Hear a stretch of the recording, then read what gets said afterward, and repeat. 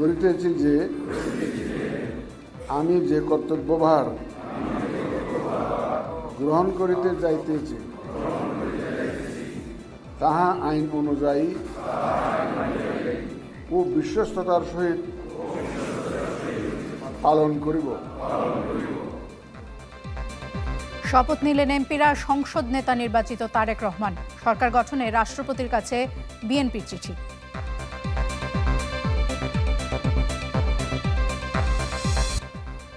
সংবিধান সংস্কার পরিষদের শপথ নিলেন জামায়াত এনসিপির সংসদ সদস্যরা। সংবিধানের বাইরে যাবে না বিএনপি। জনগণের যে ইচ্ছা এবং গণভোটের যে রায় সেটার প্রতিফলন ঘটাতে গেলে সংসদে যেতে হবে আগে এবং সংসদে প্রয়োজনীয় আইন এবং সংবিধান সংশোধন করতে হবে। 50 সদস্যের মন্ত্রিসভার শপথ বিকালে। হেভিওয়েটদের সাথে ডাক পেয়েছেন নিরাপত্তা উপদেষ্টা ডক্টর খলিলুর রহমানও।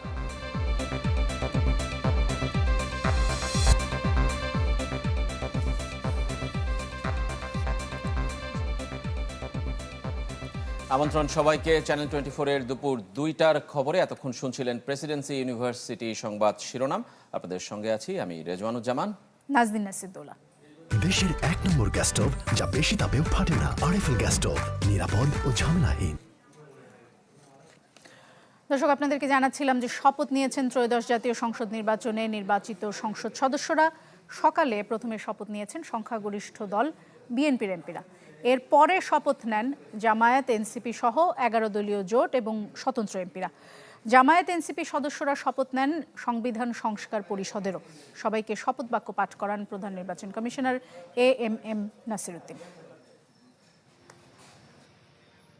ত্রয়োদশ জাতীয় সংসদ নির্বাচনে নিরঙ্কুশ জয় পাওয়ার পর বিএনপি তারেক রহমানের নেতৃত্বে শপথ কক্ষে আসে বেলা 11:15টার দিকে। সাথে ছিলেন তারেক রহমানের স্ত্রী জোবায়দা রহমান এবং মেয়ে জায়মা রহমান। শপথ অনুষ্ঠান শুরুর আগেই কক্সবাজার 1 আসনের বিএনপির নবনির্বাচিত সংসদ সদস্য ও দলের স্থায়ী কমিটির সদস্য সালাউদ্দিন আহমেদ জানিয়ে দেন, সংবিধান অনুযায়ী সংসদ সদস্যের শপথ নিলেও সংবিধান সংস্কার পরিষদের শপথ নিচ্ছে না বিএনপি।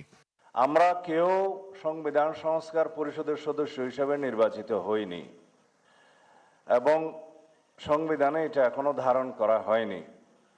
গণভোটের রায় অনুযায়ী সংবিধান সংস্কার পরিষদ গঠিত হলে সেটা সংবিধানে আগে ধারণ করতে হবে এবং সংবিধান সংস্কার পরিষদের সদস্যকে কে শপথ নেয়াবেন সেটা বিধান করতে হবে এবং কোন এরকম ফর্ম এটা সংবিধানে নেই।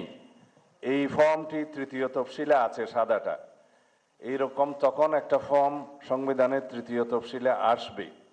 সেগুলো সাংবিধানিকভাবে জাতীয় সংসদে গৃহীত হওয়ার পরে তখন জাতীয় সংবিধান সংস্কার পরিষদের সদস্যদের শপথ নেয়ার বিধান করা যাবে। ত্রয়োদশ জাতীয় সংসদের সাধারণ নির্বাচনে নির্বাচিত মাননীয় সদস্যবৃন্দ, আসসালামু আলাইকুম।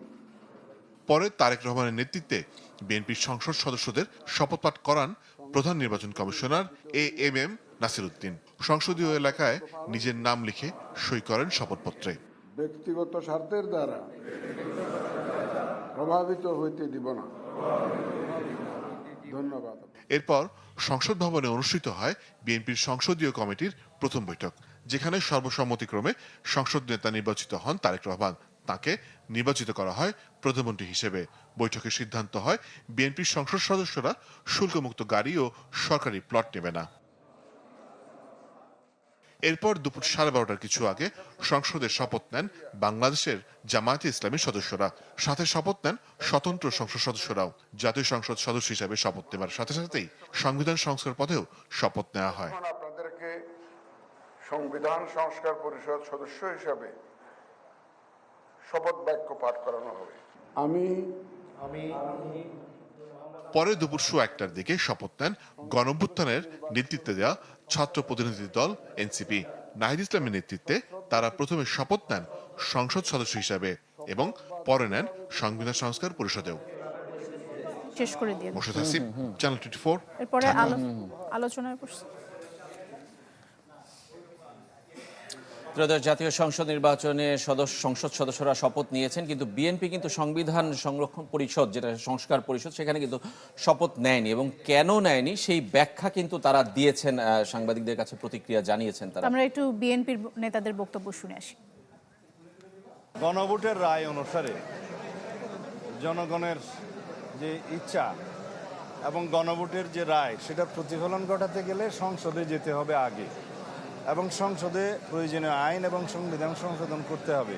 এই মুহূর্তে সংবিধানে তো এটা নাই, সংবিধান পরিবর্তনের আগে এটাতে এই মুহূর্তে করার সুযোগ নাই। আমরা তো সংবিধানের কথা সবসময় বলি, তো সাংবিধানিকভাবে সংসদ চলতে হবে তো, তাই না? আমি মনে করব জামাতকে গণতান্ত্রিক ধারা মেনে চলা উচিত, যা হবে সংসদে হবে।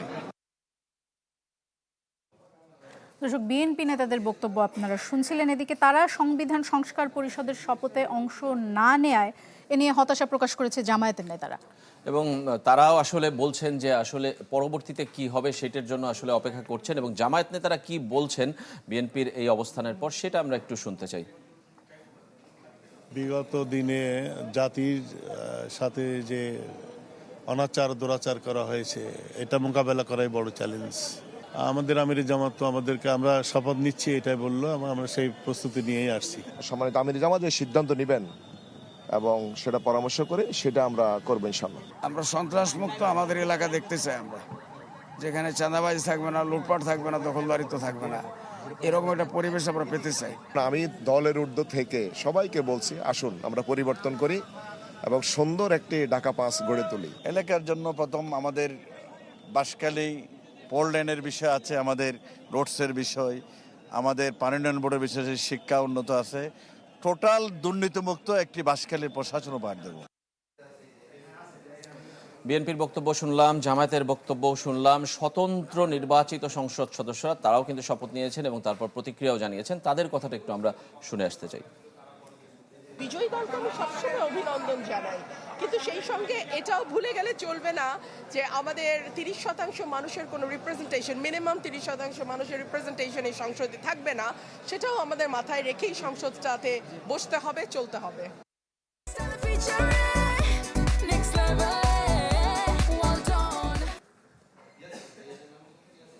রাজীব, সকাল থেকে কিন্তু আশেকিন প্রিন্স সংসদ ভবন এলাকাতেই আছেন এবং তিনি নির্বাচিত সংসদ সদস্যদের সঙ্গে কথাও বলেছেন।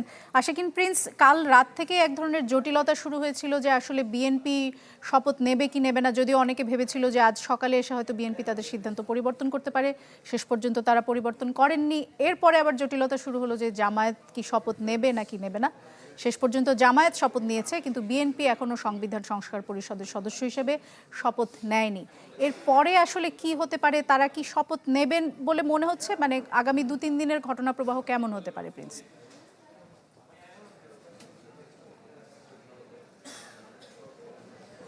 দোলা, আসলে যে জল্পনা কল্পনা ছিল সেটির অবসান ঘটেছে। জামাত এবং তাদের নেতৃত্বাধীন 11 দলীয় জোট তারা সবাই শপথ নিয়েছে। তারা যেমন এমপি হিসেবে শপথ নিয়েছেন, একই সাথে সংবিধান সংস্কার পরিষদের সদস্য হিসেবেও তারা শপথ নিয়েছেন। তো এই ক্ষেত্রে ব্যতিক্রম বিএনপি, তারা এমপি হিসেবে শপথ নিলেও সংবিধান সংস্কার পরিষদের সদস্য হিসেবে তারা শপথ নেননি। তো আগামী কয়েকদিনের মধ্যেই যে সংবিধান সংস্কার পরিষদের সদস্য হিসেবে তারা শপথ নেবেন, এটা কিন্তু আসলে বলা যাচ্ছে না। কারণ বিএনপি যে বলছে, তাদের অবস্থান হলো সংবিধানের বাইরে গিয়ে তারা কোনো রকমের কাজ করবেন না, এবং তাদের যুক্তি হচ্ছে সংবিধান সংস্কার পরিষদের যে কথাটি সেটি কিন্তু উল্লেখ নেই। একই সাথে সংবিধান সংস্কার পরিষদের সদস্যদের কারা শপথ পড়াবেন সেটিও সংবিধানে উল্লেখ নেই। তো যেহেতু সংবিধানে যে বিষয়টি উল্লেখ নেই, সেহেতু তারা সংবিধানের বাইরে গিয়ে এরকম কোনো কাজ তারা করতে চাচ্ছেন না। তবে জুলাই সনদ নিয়ে যেটি গণভোট হয়েছে, গণভোটের জুলাই সনদের পক্ষে রায় এসেছে, তারা সেটিকে শ্রদ্ধা করছেন, রেসপেক্ট করছেন। তারা বলছেন যে সংসদে যখন আলোচনা শুরু হবে, আলোচনার মাধ্যমে মূলত এই বিষয়গুলো নিষ্পত্তি করা হবে। এবং তিনি বলেছেন যে বিএনপির যে সংস্কারের যে লক্ষ্য, সেই লক্ষ্য অনুযায়ী তারা কাজ করবেন এবং প্রয়োজনে তারা সংবিধানের সংস্কার আনবেন, যেটি সংসদে আলাপ আলোচনার মাধ্যমে অনুষ্ঠিত হবে। আরেকটি বিষয় হলো বিএনপির সংসদ সদস্যরা যখন শপথ নিয়েছেন, তারা এরপরে বের হয়ে এসে আমাদের সাথে কথা বলেছেন এবং তারা কিন্তু বেশ কিছু চ্যালেঞ্জের কথা বলেছেন, যার অন্যতম একটি চ্যালেঞ্জ হচ্ছে আইন শৃঙ্খলা পরিস্থিতি নিয়ন্ত্রণে রাখা এবং নিয়ন্ত্রণে আনা। একই সাথে দ্রব্যমূল্য যেটি রয়েছে সেটি যাতে নিয়ন্ত্রণের বাইরে না চলে যায়, সেই বিষয়ে তাদেরকে পদক্ষেপ নিতে হবে বলে তারা কিন্তু বলছেন। তো সেই ক্ষেত্রে নতুন সরকারকে বেশ কিছু চ্যালেঞ্জের মোকাবেলা করতে হবে। এখন তারা কতটুকু চ্যালেঞ্জ মোকাবেলা করতে পারবেন বা কী কী পদক্ষেপ নেবেন সেই জন্য কিন্তু সবাইকে অপেক্ষা করতে হবে। একটি গুরুত্বপূর্ণ বিষয় যে শপথ নেয়ার পরে বিএনপির একটি পার্লামেন্টারিয়ান বোর্ডের সভা হয়েছে, আর সেখানে সংসদ নেতা নির্বাচিত হয়েছেন তারেক রহমান এবং নির্বাচিত হবার পরে তিনি দুটি অনুশাসন দিয়েছেন। এর একটি হলো সংসদ সদস্য হিসেবে কেউ শুল্ক মুক্ত বা ট্যাক্স ফ্রি গাড়ি কেউ নেবেন না। আমরা অতীতে দেখেছি যে সংসদ সদস্য হবার পরে সংসদ সদস্যরা ট্যাক্স ফ্রি গাড়ি তারা ব্যবহার করেন বা বিভিন্ন সময় বিদেশ থেকে নিয়ে আসেন। এটি যাতে এবার না হয় সেই নির্দেশনা দেওয়া হয়েছে তারেক রহমানের পক্ষ থেকে। আরেকটি অনুশাসন হচ্ছে সরকারি এমপিরা কেউ সরকারি প্লট নেবেন না, এটিও কিন্তু অনুশাসন দেওয়া হয়েছে তারেক রহমানের পক্ষ থেকে। এবং আর ঘন্টা দুয়েক পরেই বাংলাদেশে গঠিত হতে যাচ্ছে নতুন একটি সরকার, যার নেতৃত্বে থাকবেন তারেক রহমান। প্রিন্স, দুটো প্রশ্ন আপনার কাছে। এক হচ্ছে যে এনসিপি জামাতের সাথে একসাথে শপথ নেয়নি, তারা আলাদা করে শপথ নিয়েছে, এটির কি সুনির্দিষ্ট কোনো কারণ আছে কিনা? আর দুই হচ্ছে সংবিধান সংস্কার পরিষদের সদস্য হিসেবে তাহলে আসলে কতজন সংসদ সদস্য শপথ গ্রহণ করেছেন, এবং এই সংবিধান সংস্কার পরিষদের আসলে কার্যক্রমটা আসলে কিভাবে এগোবে সেটাও একটু জানা। 213 জন যেহেতু শপথ নেয়নি, সেই ক্ষেত্রে আসলে এটা কিভাবে এগোবে, একসাথে যদি উত্তরগুলো দেন।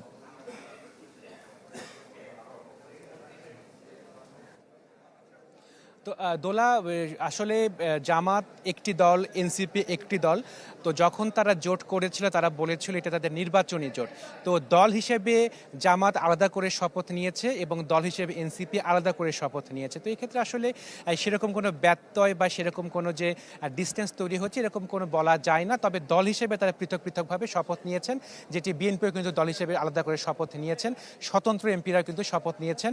আবার একটি গুরুত্বপূর্ণ বিষয় যে যখন বিএনপি শপথ নিয়েছেন তখন বিএনপি দলীয় অনেক সংসদ সদস্য ওই সময় শপথ নিতে পারেনি, কারণ দেরিতে তারা এসেছেন।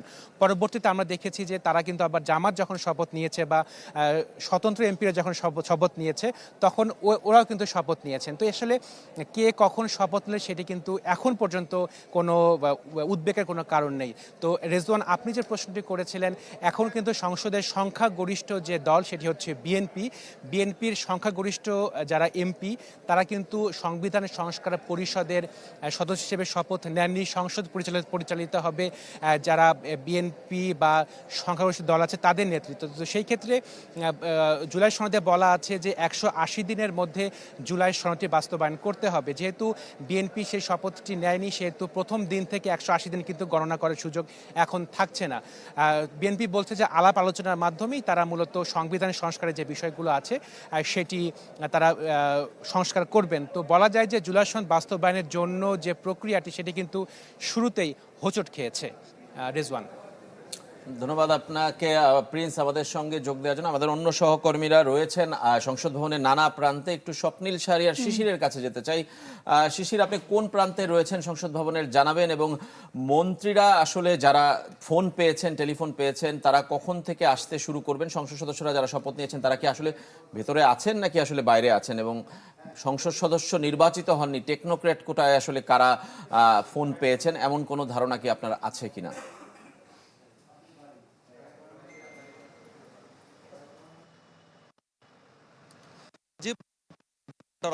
প্রায় 2 ঘন্টা এই যে সংসদ ভবনের দক্ষিণ প্লাজা যেখানে রয়েছে সেই দক্ষিণ আজকে মন্ত্রিসভার যে শপথ সেই শপথ কিন্তু অনুষ্ঠিত হবে।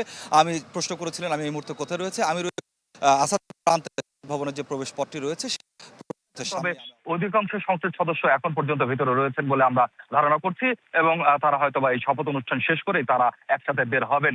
যেহেতু বিএনপি মন্ত্রিসভা গঠন করবে এবং এবারের ত্রয়োদশ জাতীয় সংসদ নির্বাচনে বিএনপি নিরঙ্কুশ সংখ্যাগরিষ্ঠতা পেয়েছে এবং তাদের নেতৃত্বেই সরকার গঠিত হচ্ছে এবং তারাই মন্ত্রিসভা গঠন করবে। সেই মন্ত্রিসভার অনুষ্ঠানে, শপথ অনুষ্ঠানে উপস্থিত থাকার জন্য বিএনপির যারা সংসদ সদস্য রয়েছেন তারা সবাই প্রায় প্রত্যেকেই রয়েছেন বলে আমরা ধারণা করে নিচ্ছি। এছাড়া অন্যান্য দলের যারা রয়েছেন সেসব তাদেরও সংসদ সদস্য কয়েকজন থাকতে পারেন বলে আমরা জানতে পেরেছি। তো রেজওয়ান, আপনি যেটি জিজ্ঞেস করছিলেন যে মন্ত্রিসভার যে শপথ সেই শপথ প্রসঙ্গে এবং কারা কারা ফোন কল পেয়েছেন সেই বিষয়ে কোনো ধারণা আছে কিনা, আমরা এর মধ্যে যেটি জানতে পেরেছি যে প্রায় 25 জনকে 25 জনের তালিকা করা হয়েছে যারা পূর্ণ মন্ত্রী হিসাবে আজকে এই মন্ত্রিসভার যে শপথ বিকেল 4টায় সেই শপথে তারা শপথ গ্রহণ করবেন এবং 24 জন প্রতিমন্ত্রী হিসাবে শপথ নেবেন। আমি একটু আপনার মাধ্যমে দর্শকদেরকে জানিয়ে দিতে চাই, এখন পর্যন্ত যে তালিকা আমাদের হাতে এসেছে সেই তালিকা অনুযায়ী পূর্ণ মন্ত্রী হিসাবে শপথ নেবেন বিএনপি মহাসচিব মির্জা ফখরুল ইসলাম আলমগীর। এছাড়াও পূর্ণ মন্ত্রী হিসাবে শপথ নেবেন আমির খসরু মাহমুদ চৌধুরী, সালাউদ্দিন আহমেদ, ইকবাল হাসান মাহমুদ এবং আবিদুদ্দিন আহমেদ বীর বিক্রম, তিনিও কিন্তু পূর্ণ মন্ত্রী হিসাবে শপথ নেবেন। এছাড়া আবু জাফর মাহমুদ জাহিদ হোসেন তিনি শপথ নেবেন এবং নিরাপত্তা উপদেষ্টা ছিলেন ডক্টর খলিলুর রহমান অন্তর্বর্তী সরকারের সময় জাতীয় নিরাপত্তা উপদেষ্টা, তিনি কিন্তু টেকনোক্রেট কোটায় তিনি কিন্তু এখানে এবারের মন্ত্রিসভায় পূর্ণাঙ্গ মন্ত্রী হিসাবে শপথ নিচ্ছেন বলে আমরা জানতে পেরেছি। মোহাম্মদ আমিনুর রশিদ, এছাড়াও মানিকগঞ্জ থেকে নির্বাচিত সংসদ সদস্য আফরোজা খানম রিতা, তিনিও সংসদ সদস্য হিসাবে মন্ত্রী হিসাবে শপথ নেবেন বলে আমরা জানতে পেরেছি। এছাড়া রয়েছেন আরেকজন বিএনপি নেতা শহীদুদ্দিন চৌধুরী অ্যানি, তিনিও মন্ত্রী হিসাবে শপথ নেবেন। রয়েছেন উত্তরবঙ্গ থেকে নির্বাচিত সংসদ সদস্য আসাদুল হাবিব দুলু, তিনি রয়েছেন মোহাম্মদ আসাদুজ্জামান, তিনি রয়েছেন জাকারিয়া তাহের, তিনিও মন্ত্রী হিসাবে কিন্তু শপথ নেবেন এবং দীপেন দেওয়ানের নামও আমরা জানতে পেরেছি। আনম এহসানুল হক মিলন, যিনি পূর্বে শিক্ষা মন্ত্রণালয়ের দায়িত্ব সামলেছিলেন, তিনিও মন্ত্রী হিসাবে শপথ নেবেন বলে আমরা জানতে পেরেছি। এছাড়া রয়েছেন সর্দার মোহাম্মদ সাখাওয়াত হোসেন, ফকির মাহবুব আনাম এবং ধানমন্ডি থেকে নির্বাচিত সংসদ সদস্য শেখ রবিউল আলম, তিনিও মন্ত্রী হিসেবে শপথ নেবেন এবং ব্যবসায়ী নেতা এবং বিএনপির অত্যন্ত প্রভাবশালী একজন নেতা আব্দুল আওয়াল মিন্টু, তিনিও মন্ত্রী হিসাবে শপথ নেবেন বলে আমরা জানতে পেরেছি। এছাড়া রয়েছেন কাজী শাহ মোফাজ্জল হোসেন কায়কোবাদ, তিনি কুমিল্লা থেকে সংসদ সদস্য নির্বাচিত হয়েছেন। উত্তরবঙ্গের আরেকজন বিএনপি নেতা মিজানুর রহমান মিনু, তিনিও সংসদ মন্ত্রী হিসাবে শপথ নেবেন বলে আমরা জানতে পেরেছি। এছাড়া আরেকজন বর্ষিয়ান বিএনপি নেতা নিতা রায় চৌধুরী, তিনিও সব মন্ত্রী হিসাবে শপথ নিচ্ছেন। মন্ত্রী হিসাবে আরো শপথ নিচ্ছেন খন্দকার আব্দুল মুক্তাদির, সিলেট থেকে আরিফুল হক চৌধুরী, জহুরুদ্দিন স্বপন, এরকম তারা কিন্তু মন্ত্রী হিসেবে শপথ নিচ্ছেন। আবার প্রতিমন্ত্রীর কথা যদি আমি বলতে চাই, এখন পর্যন্ত আমরা যে তালিকা পেয়েছি সেই তালিকায় যে 24 জন প্রতিমন্ত্রী হিসেবে শপথ নেবেন বলে আমরা জানতে পেরেছি, সেখানে নাম রয়েছে এম রশিদুজ্জামান মিল্লাত, অনিন্দ ইসলাম অমিত, যিনি যশোর 1 থেকে নির্বাচন করেছেন এবার সংসদ সদস্য বিএনপি ধারাশীষ প্রতীক নিয়ে। এছাড়া রয়েছেন শরীফুল আলম, শামা ওবায়দের কথা আমরা জানি, বিএনপির আন্তর্জাতিক বিষয়ক একটি গুরুত্বপূর্ণ পদে তিনি রয়েছেন, তিনিও কিন্তু প্রতিমন্ত্রীর দায়িত্ব পাচ্ছেন। এছাড়া সুলতান সালাউদ্দিন টুকু, বিএনপির আরেকজন গুরুত্বপূর্ণ নেতা, তিনিও প্রতিমন্ত্রী হিসেবে শপথ নেবেন। এছাড়া নেত্রকোনা থেকে নির্বাচিত সংসদ সদস্য ব্যারিস্টার কায়সার কামাল, আইন আদালত প্রাঙ্গণেও তার সরব পদচারণা রয়েছে, তিনিও প্রতিমন্ত্রী হিসেবে শপথ নেবেন বলে আমরা জানতে পেরেছি। এছাড়া রয়েছেন ফরাদ হোসেন আজাদ, তিনিও প্রতিমন্ত্রী হিসেবে শপথ নেবেন। সাবেক ফুটবলার এবং এবার মিরপুর থেকে প্রতিদ্বন্দ্বিতা করেছিলেন আমিনুল হক, তিনি এবার টেকনোক্র্যাট কোটায় তিনি কিন্তু প্রতিমন্ত্রীর দায়িত্ব নেবেন বলে আমরা জানতে পেরেছি। আরেকজন সিনিয়র নেতা রয়েছেন মীর মোহাম্মদ হেলাল উদ্দিন, এছাড়া গুলশানের দিক থেকে নির্বাচন করেছেন জনাব হাবিবুর রশিদ, তিনিও প্রতিমন্ত্রীর দায়িত্ব পাচ্ছেন বলে আমরা জানতে পেরেছি। এছাড়া আরো নাম রয়েছে মোহাম্মদ রাজীব আহসান, আব্দুল বারি, মীর শাহ আলম এবং জুনায়েদ আব্দুর রহিম সাকি, যাকে জুনায়েদ সাকি নামে আমরা সবাই চিনি, গণসংহতি আন্দোলনের একজন নেতা এবং তিনি বিএনপির অন্যতম একজন, বিভিন্ন সময় আন্দোলনে বিএনপির সাথে একসাথে থেকেই লড়াই সংগ্রাম করেছেন, তিনি জুনায়েদ সাকি, তিনি এবার প্রতিমন্ত্রী হচ্ছেন বলে আমরা জানতে পেরেছি। এছাড়া ইশরাক হোসেন, পুরান ঢাকার বিএনপি নেতা, ইশরাক হোসেন তরুণ নেতা, তিনিও প্রতিমন্ত্রীর দায়িত্ব থাকছেন। এছাড়া ফারজানা শারমিন, শেখ ফরজুল আলম এবং আমরা জানি যে গণ অধিকার পরিষদ নেতা নুরুল হক নূর, তার নামও প্রতিমন্ত্রীর তালিকা রয়েছে। এছাড়া ইয়াসের খান চৌধুরী এবং M Iqbal Hossain, M A Muhid, Ahmad Sohel মঞ্জুর, তিনিও রয়েছেন। মোহাম্মদপুর থেকে নির্বাচন করেছেন ববি হাজ্জাদ, তিনিও বিএনপির অন্যতম একজন শরিক দলের নেতা, তিনিও প্রতিমন্ত্রীর দায়িত্ব পাচ্ছেন বলে আমরা জানতে পেরেছি।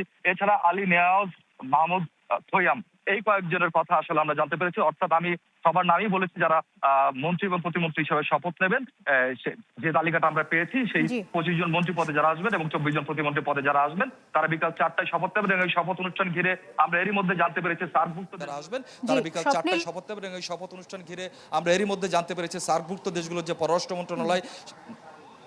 জি স্বপ্নিল, আপনি বলছিলেন মনে হয় যে কারা উপস্থিত থাকবেন, সেটি নিশ্চয়ই বলবেন। আরেকটি বিষয় জানতে চাই যে এবার মন্ত্রিসভা আকারে কিছুটা ছোট হয়েছে, এটি একটা চমকপ্রদ ব্যাপার, কারণ 2001 সালে বিএনপির মন্ত্রিসভা বেশ বড় ছিল এবং সেটি নিয়ে তারা সমালোচনার মুখে পড়েছিলেন, হয়তো সেটি মনে রেখেই তারা এবারের মন্ত্রিসভা আকারে ছোট করেছেন। আর কি কি চমক আপনার সব মিলিয়ে কেমন মনে হচ্ছে যে মন্ত্রিসভা কেমন হয়েছে? একটি বিষয় আমি খেয়াল করছিলাম যে মিত্র দলগুলো থেকে ইলেকশনের নমিনেশন দেওয়ার সময় এক ধরনের সমালোচনা হচ্ছিল যে বিএনপি মিত্র দলগুলোকে তেমন প্রাধান্য দিচ্ছে না, কিন্তু মন্ত্রিসভায় খুব সম্ভবত মিত্র দল বেশ ভালোই প্রাধান্য পেয়েছে।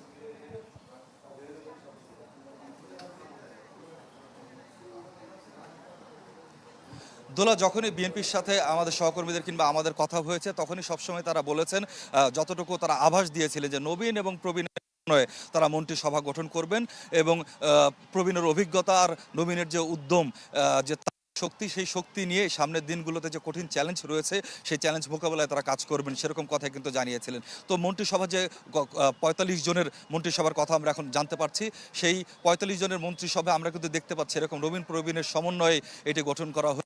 এবং যারা বিএনপি সিনিয়র নেতারা রয়েছেন, নীতি নির্ধারক যারা রয়েছেন, তারা আমাদেরকে যতটুকু আজ তাদের মাধ্যমে পেয়েছিলাম, তারা বলেছিলেন যে জুলাই গণঅভ্যুত্থানে যারা ভূমিকা রেখেছেন, এর পূর্বে ফ্যাসিবাদ বিরোধী আন্দোলন এবং গণতন্ত্রের জন্য লড়াইয়ে তাদের সাথে যারা রাজপথে লড়াই সংগ্রাম করেছেন, তাদেরকে কিভাবে অ্যাকোমোডেট করা যায়, অর্থাৎ তাদের যে সম্মান মর্যাদা সেটি কিভাবে নিশ্চিত করা যায় শরিক দলগুলোর, সেই বিষয়টি তারা খেয়াল রাখবেন। হয়তোবা সেই মন্ত্রিসভার যে তালিকা আমরা দেখতে পাচ্ছি সেখানে আসলে তারই একটি থাকছে বলে আমরা দেখতে পাচ্ছি। এবং বিএনপির পক্ষ থেকে বিএনপির শীর্ষ নেতৃত্ব অর্থাৎ প্রধানমন্ত্রী পদে যিনি শপথ নিতে যাচ্ছেন রহমান, বিএনপি চেয়ারম্যান, তিনি কিন্তু বলেছেন সামনে হচ্ছে ঐক্যবদ্ধ হয়ে থাকার সময়, এখন একতার সময়, বিভাজনের সময় নয়।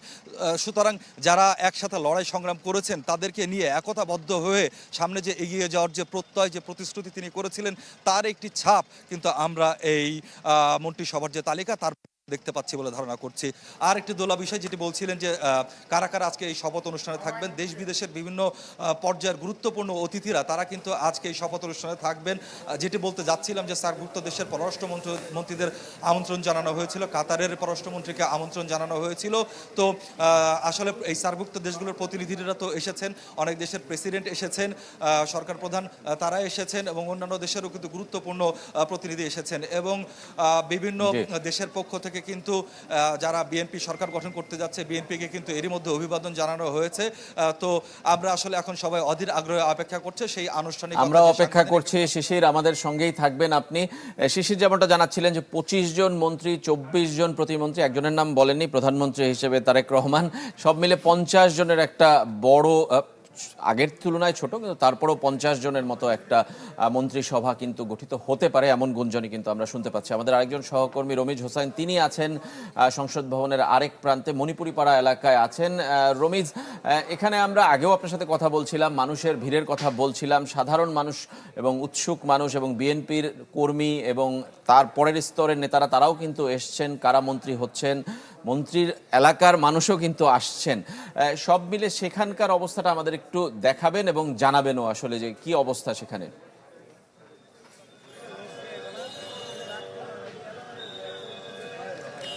সংসদ সদস্য যারা ছিলেন তারা কিন্তু শপথ নিয়ে এর মধ্যে অনেকে কিন্তু বের হয়ে গেছেন।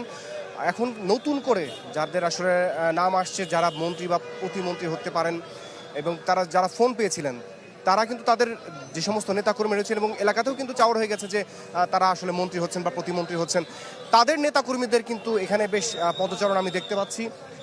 যে ধরনের সকাল থেকে আসলে যাদের উপস্থিতি ছিল তারা কিন্তু অনেকটাই চলে গেছে। নতুন করে অর্থাৎ দুপুর 2টার পর থেকে কিন্তু নতুন কিছু মুখ আমরা এখানে দেখছি, আসলে যারা এই ঢাকা এবং আশেপাশে যে সমস্ত অঞ্চলগুলো রয়েছে বা দেশের বিভিন্ন প্রান্ত থেকে তারা তাদের যে সমস্ত নেতা রয়েছেন, বিশেষ করে বিএনপির যারা এবং গণ অধিকার পরিষদ সহ যারা এবার মন্ত্রিসভায় ঠাঁই পেতে পারে, এই ধরনের সম্ভাবনার জায়গা থেকেই তারা তাদের নেতাদেরকে অভিনন্দন জানানোর জন্য এখানে উপস্থিত হয়েছেন। এছাড়াও রাষ্ট্রের বিভিন্ন গুরুত্বপূর্ণ পদমর্যাদা যে সমস্ত কর্মকর্তা রয়েছেন, বিশেষ করে বিভিন্ন মন্ত্রণালয়ের যে সমস্ত দায়িত্বপ্রাপ্তরা রয়েছেন, পুলিশ এবং অন্য যে সমস্ত আইনশৃঙ্খলা রক্ষাকারী বাহিনীর সদস্যরা যে সমস্ত গুরুত্বপূর্ণ পদে যারা রয়েছেন, তারাও কিন্তু এই সংসদ মুখে তারা আসছেন এবং তাদের গাড়িও কিন্তু এর ভেতরে প্রবেশ করছে। তারা যারা আমন্ত্রিত অতিথি, তাদের পরিচয়পত্র নিশ্চিত হওয়ার পরে এবং তাদের হাতে যে ধরনের কার্ড রয়েছে, বিশেষ করে সংসদ সচিবালয় থেকে যে ধরনের কার্ড তাদেরকে দেওয়া হয়েছে, সেটি নিশ্চিত হওয়ার পরেই আইনশৃঙ্খলা রক্ষাকারী বাহিনীর সদস্যরা সেই সমস্ত গাড়িকে এবং সেই সমস্ত ব্যক্তিদেরকে ভেতরে ঢুকতে দিচ্ছেন।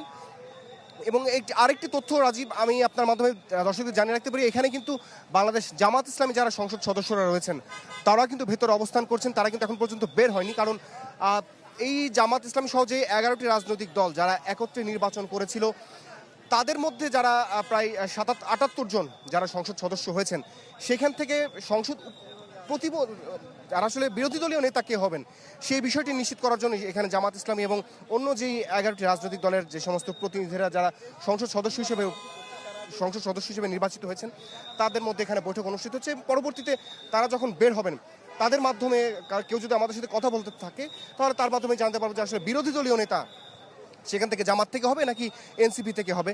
এছাড়া এখানে এখন যাদের উপস্থিতি রয়েছে তাদের কিন্তু বেশিরভাগই আমরা দেখছি বিএনপির সমর্থিত তারা রয়েছেন এবং তারা তাদের যে সমস্ত নেতাদের অনুসারী তারা এখানে এসেছেন এবং তাদের নেতা যদি মন্ত্রী হতে পারে সেক্ষেত্রে তারা তাদের অঞ্চলে কি ধরনের উন্নয়নমূলক কর্মকাণ্ড করবেন। কারণ এর আগেই যখন তারা নির্বাচনী প্রচারণা করেছিলেন বিভিন্ন জনসভাতে তারা তাদের বক্তব্য রেখেছেন তারা যদি এলাকার সংসদ সদস্য হতে পারেন ত্রয়োদশ জাতীয় সংসদ নির্বাচনে তারা কি ধরনের উন্নয়নমূলক কর্মকাণ্ড তারা করবেন সেই ধরনের রূপরেখা তারা ঘোষণা দিয়েছিলেন। এবং এখন যেহেতু তারা সংসদ সদস্য হয়েছেন এবং তারা এখন মন্ত্রী বা প্রতিমন্ত্রী হওয়ার ঠিক দ্বার প্রান্তে, তো তাদের নেতাকর্মীদের সংখ্যা কিন্তু এখানে বেশি। তারা তাদের মতো করে তাদের নেতাদেরকে উষ্ণ অভিনন্দন জানাচ্ছেন এবং তারা স্লোগানের মধ্য দিয়ে তারা কি ধরনের মন্ত্রিসভা চাচ্ছিলেন সেই ধরনের বক্তব্য তারা রাখছেন এবং তারা কাদেরকে মনোনয়ন দিয়েছেন বা কারা মন্ত্রী হতে পারছে তাদের নাম ধরে ধরে এখানে স্লোগান দিচ্ছেন। রাজীব, এই ছিল এখান থেকে সবশেষ তথ্য আমার কাছে। ধন্যবাদ আপনাকে রমেশ। দোলা, এখন আমরা শাহনেওয়াজ বাবলুকে দেখতে পাচ্ছি। শাহনেওয়াজ বাবলু কোথায় আছেন, কি খবর আছে আপনার কাছে? দোলা, আমি সচিবালয়ের সংসদ ভবনের ভেতরে আছি, কিছুক্ষণ পর হয়তো আমি ভেতরে ঢুকবো, কিন্তু এখন পর্যন্ত যারা ক্যাবিনেটে জায়গা পেয়েছেন বলা যায়, যারা ডাক পেয়েছেন তারাই আসছেন। ইতিমধ্যে আমরা বেশ কয়েকজনের সঙ্গে কথা বলেছি। এখন গাড়িগুলো ঢুকছে, আমি যদি একটু দেখাই। আমার পেছনে অবশ্য কেন খালি, কিন্তু নেতাকর্মী যারা এমপি প্রার্থী ছিলেন সকলে শপথ নিয়েছেন। এখন মন্ত্রী যারা তারা শপথ নেবেন 4টায়। এখন পর্যন্ত আমার কাছে যেটা লিস্ট আছে, আমরা এখন পর্যন্ত 47 জনের একটা তালিকা পেয়েছি। আমি যদি একটু তালিকাগুলো শোনাই, যে বলা যায় বিএনপি মহাসচিব মির্জা ফখরুল ইসলাম আলমগীর তিনি ফুল মন্ত্রী হচ্ছেন, আমির খসরু মাহমুদ চৌধুরী তিনি মন্ত্রী হচ্ছেন, সালাউদ্দিন আহমদ, ইকবাল হাসান মাহমুদ টুকু, মেজর হাফিজ উদ্দিন আহমেদ, ডাক্তার জাহিদ, তারা বলা যায় স্থায়ী কমিটির মোট 5 জন তারা পূর্ণাঙ্গ মন্ত্রীর তালিকায় হচ্ছেন। এখন পর্যন্ত আমরা যে তালিকা পেয়েছি, এছাড়া টেকনোক্রেট কোটায় পাচ্ছেন ডক্টর খলিলুর রহমান, এছাড়া আরেকজন টেকনোক্রেট কোটায় মন্ত্রী হচ্ছেন, তিনি হচ্ছেন বিএনপি চেয়ারম্যান উপদেষ্টা হাজী আমিনুর রশিদ ইয়াসিন, যিনি কুমিল্লা দক্ষিণ জেলার যে 6টি নির্বাচনী আসন ছিল সেই 6টি জেলার নির্বাচনী প্রধান সমন্বয়ক হিসেবে দায়িত্ব পালন করেছেন। এছাড়া বিএনপি ভাইস চেয়ারম্যান শাহ মোফাজ্জল হোসেন কায়কোবাদ তিনি পাচ্ছেন। এছাড়া ভাইস চেয়ারম্যান হোসেন আব্দুল আউল মিন্টু তিনি পূর্ণাঙ্গ মন্ত্রীর দায়িত্ব পাচ্ছেন। এছাড়া বিএনপি চেয়ারম্যানের উপদেষ্টা মিজানুর রহমান মিনু আছেন, ভাইস চেয়ারম্যান নিতাই রায় চৌধুরী আছেন, চেয়ারম্যানের উপদেষ্টা খন্দকার আব্দুল মুক্তাদির, আরিফুল হক চৌধুরী এবং চেয়ারম্যানের উপদেষ্টা জহিরুদ্দিন স্বপন তারা পূর্ণাঙ্গ মন্ত্রীর তালিকায় আছেন। এছাড়া রয়েছেন বিএনপি চেয়ারম্যান উপদেষ্টা আফরুজা খান রিট রয়েছেন, তিনি শহীদুদ্দিন চৌধুরী যিনি যাকে নিয়ে দীর্ঘদিন ধরে আলোচনা ছিল তিনি পূর্ণাঙ্গ মন্ত্রীর দায়িত্ব পাচ্ছেন। রংপুর বিভাগীয় বিএনপির সাংগঠনিক সম্পাদক আসাদুল হাবিব দুলু পাচ্ছেন অ্যাডভোকেট আসাদুজ্জামান, যিনি দীর্ঘদিন অ্যাটর্নি জেনারেল হিসেবে দায়িত্ব পালন করেছেন, তিনি এই খুলনা বিভাগের মধ্যে সর্বোচ্চ ভোটে যিনি নির্বাচিত হয়েছিলেন অ্যাডভোকেট আসাদুজ্জামান তিনি পাচ্ছেন মনোনয়ন। এছাড়া পাচ্ছেন বিএনপির ত্রাণ ও পুনর্বাসক বিষয়ক সম্পাদক যিনি কুমিল্লা দক্ষিণ জেলা বিএনপির সভাপতি জাকারিয়া তায়ের সুমন তিনি পাচ্ছেন। দীপেন দেওয়ান পাচ্ছেন বান্দরবান থেকে, যিনি সর্বাধিক ভোটে নির্বাচিত হয়েছেন বিএনপির এই যে ধানের শীষের যে প্রতীকের মধ্যে সবচেয়ে বেশি যিনি ভোট পেয়েছেন তিনি দীপেন দেওয়ান বান্দরবান থেকে নির্বাচিত হয়েছেন, তিনি পাচ্ছেন মন্ত্রীর পদমর্যাদা। এছাড়া পাচ্ছেন এহসানুল হক মিলন, যিনি সাবেক শিক্ষামন্ত্রীর দায়িত্বে ছিলেন চাঁদপুর এক থেকে যিনি নির্বাচিত হয়েছেন, তিনি শিক্ষামন্ত্রী বলা যায়, আমরা যেটা শুনতে পেয়েছি শিক্ষামন্ত্রীর দায়িত্ব পাচ্ছেন। এছাড়া পাচ্ছেন সর্দার সাখাওয়াত হোসেন বকুল, এই মন্ত্রিসভার মধ্যে বলা যায় সবচেয়ে সারপ্রাইজিং বিষয় যেটা সর্দার সাখাওয়াত হোসেন বকুল যিনি নরসিংদী জেলা বিএনপির সিনিয়র সহসভাপতির দায়িত্ব পালন করেন। কিছুক্ষণ আগে স্বপ্নীল শাহরিয়ারের সঙ্গে আমাদের কথা হচ্ছিল এবং তিনি মন্ত্রিসভায় কারা থাকছেন তার একটা পূর্ণাঙ্গ তালিকা আমাদেরকে তিনি দিয়েছেন। একটি বিষয় জানতে চাই যে নিরাপত্তা উপদেষ্টার নাম আসাটা হয়তো অনেকের জন্য কিছুটা চমকপ্রদ, যদিও শোনা যাচ্ছিল যে বিগত যে অন্তর্বর্তী সরকার সেখান থেকে কেউ হয়তো এই সরকারের মন্ত্রিসভায় আসতে পারেন। আর কারো নাম কি শুনেছেন নিরাপত্তা উপদেষ্টা জনাব খলিলুর রহমান ছাড়া? না, উপদেষ্টা পর্যায়ের আরো বেশ কয়েকজনের নামে আলোচনা ছিল, আসিফ নজরুলের নাম আলোচনায় ছিল, ওয়াহিদুদ্দিন মাহমুদের নাম আলোচনায় ছিল, কিন্তু তাদের নাম ছিল কিন্তু এখন পর্যন্ত আমরা নাম পাইনি। এছাড়া ডক্টর সালেউদ্দিনের নাম আলোচনায় ছিল, আমরা তাদের নাম এখন পর্যন্ত পাইনি। কিন্তু বিএনপির পক্ষ থেকে যেটা বলা হয়েছিল যে তারা একটা প্রবীণ নবীনদের সমন্বয়ে যে তাদের যে আগামী যে মন্ত্রিসভা সেটি গঠন করবেন। এখন পর্যন্ত আমরা যেটা পেয়েছি বলা যায় প্রতিমন্ত্রীর তালিকা যারাই আছেন তারা অনেকেই তাদের অনেকেই যে এই তালিকায় রয়েছেন, যারা বিশেষ করে প্রথমবার নির্বাচিত সংসদ সদস্য যারা হয়েছেন, এর মধ্যে অনেকেই আছেন বিশেষ করে বিএনপির অঙ্গ সংগঠন থেকে যিনি স্বেচ্ছাসেবক দলের সাধারণ সম্পাদক রাজীব হাসান, এটা সারপ্রাইজিং অনেকটা, তিনি থাকছেন, তিনি ভোলা 2 আসন থেকে নির্বাচিত হয়েছেন, তিনি থাকছেন। এছাড়া থাকছেন উপজেলা বিএনপির একজন সভাপতি আছেন, যিনি বগুড়ার শিবগঞ্জ উপজেলা বিএনপির সভাপতি মীর শাহে আলম, তিনি থাকছেন। এছাড়া সর্বকনিষ্ঠ যিনি এমপি হয়েছিলেন যে ফারজানা শারমিন পুতুল, যিনি নাটোর থেকে নির্বাচন হয়েছিলেন, সাবেক মন্ত্রী ফজলুর রহমান পটলের মেয়ে, তিনি হচ্ছেন। এছাড়া এর মধ্যে ববি আজাদ, যিনি ঢাকা 13 আসন থেকে নির্বাচিত হয়েছিলেন, বিশেষ করে বিএনপির এনডিএম যে তার দল, তার সেটি বিলুপ্ত করে তিনি বিএনপিতে যোগ দিয়েছিলেন। মানে এই নির্বাচন, এই যে মন্ত্রিসভা, সেটি অনেকেই বলছে সারপ্রাইজিং। আপনি যেটা বলছিলেন ডক্টর খলিলুর রহমান জায়গা পাওয়াটা অনেকটা সারপ্রাইজিং, কিন্তু আমরা যেটা দেখেছি যে যাদের ডাক পাওয়ার কথা ছিল না, বিশেষ করে তরুণ যারা রয়েছেন তাদের ডাক পাওয়াটা বিএনপির, এবং যে এই যে মন্ত্রিসভা গঠন হতে যাচ্ছে, এটা অনেকের কাছে সারপ্রাইজিং মনে হচ্ছে। কিন্তু বিএনপির পক্ষ থেকে যেটা এখন পর্যন্ত আমরা যেটা ধারণা করেছিলাম, স্থায়ী কমিটির প্রায় পূর্ণাঙ্গ যারা যারা রয়েছেন, যারা নির্বাচনে অংশগ্রহণ করেছেন, তারা এই মন্ত্রিসভায় ডাক পাবেন। বিশেষ করে যারা টেকটোকেট কোটায় পাওয়ার কথা ছিল, অ্যাডভোকেট রুহুল কবির রিজভী, হাবিবুর নবীন সোহেল, তাদের নামটা না থাকাটা অনেকটা সারপ্রাইজিং মনে হচ্ছে। শাহনেওয়াজ বাবলু, আরেকটা বিষয় যদি একটু জানতে চাই, সেটি হচ্ছে যে গতকাল পরিবেশ উপদেষ্টা সৈয়দা রিজওয়ানা হাসান যখন তিনি সাংবাদিকদের সঙ্গে কথা বলছিলেন, সাংবাদিকদের এক প্রশ্নের জবাবে তিনি জানিয়েছিলেন যে উপদেষ্টাদেরকেও সংসদ সদস্যদের শপথ অনুষ্ঠানে উপস্থিত থাকবেন না। মন্ত্রীদের যখন শপথ অনুষ্ঠান হবে তখন কি তারা উপস্থিত থাকবেন? এখন পর্যন্ত আমরা বিস্তারিত জানিনি। আমি যেহেতু ভেতরে প্রবেশ করতে পারিনি এখন পর্যন্ত, ভেতরে আমার 2 সহকর্মী রয়েছেন, তারা হয়তো এটা জানতে পারবেন। আমি এখন পর্যন্ত ভেতরে প্রবেশ করতে পারিনি, কিছুক্ষণ পর হয়তো আমি প্রবেশ করব, প্রবেশ করার পর হয়তো আরো আপনাদের বিস্তারিত জানাতে পারবো। ধন্যবাদ আপনাকে শাহনেওয়াজ বাবলু আমাদের সঙ্গে যোগ দেওয়ার জন্য। এবং আমরা দোলা যে তালিকাটা দেখছি, মন্ত্রিসভার দিকেই মানুষের আগ্রহ এখন, এবং সেখানে কিন্তু আমরা যারা টেকনোক্র্যাটও দেখছি, নতুন